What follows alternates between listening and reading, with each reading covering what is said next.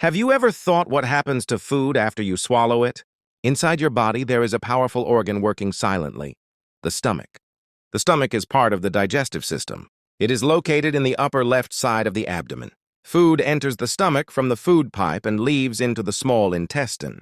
The stomach works like a food blender. It stores food, mixes it, and breaks it down using strong acids and enzymes. This helps the body digest carbohydrates, proteins, and fats. The stomach has two openings. One opening lets food enter.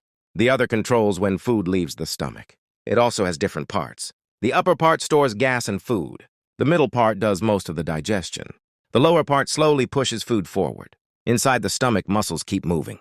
This movement turns food into a soft liquid. Then the food moves safely into the small intestine.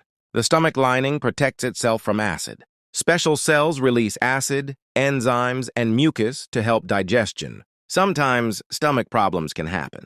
Ulcers can damage the stomach lining. In babies, a tight muscle can block food and cause vomiting.